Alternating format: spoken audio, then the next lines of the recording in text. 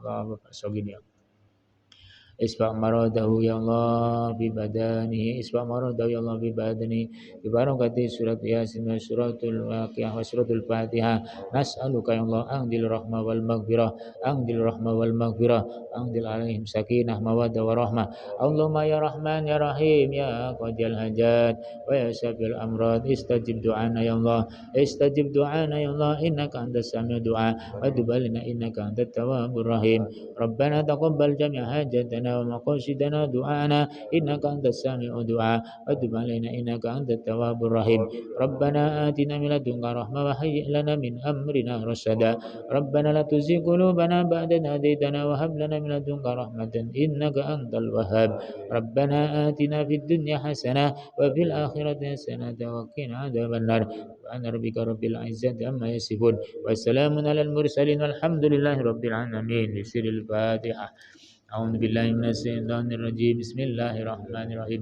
الحمد لله رب العالمين الرحمن الرحيم مالك يوم الدين إياك نعبد وإياك نستعين اهدنا الصراط المستقيم صراط الذين أنعمت عليهم غير المغضوب عليهم ولا الضالين آمين يا الله آمين يا رحمن آمين يا رحيم آمين يا مجيب السائلين سبحانك اللهم تحيتهم بالسلام وآخر دعوانا الحمد لله رب العالمين تقبل الله منكم منا ومنكم وتقبل يا كريم صلى الله على محمد صلى الله عليه وسلم صلى الله على محمد صلى الله عليه وسلم صلى الله على محمد صلى الله عليه وسلم صلى الله على محمد صلى الله عليه وسلم صلى الله على محمد صلى الله عليه وسلم صلى الله على محمد صلى الله عليه وسلم اللهم صل وسلم وبارك عليه.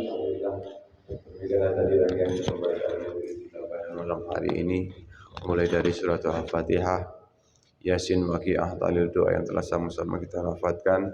Semoga menjadi hajat niat dari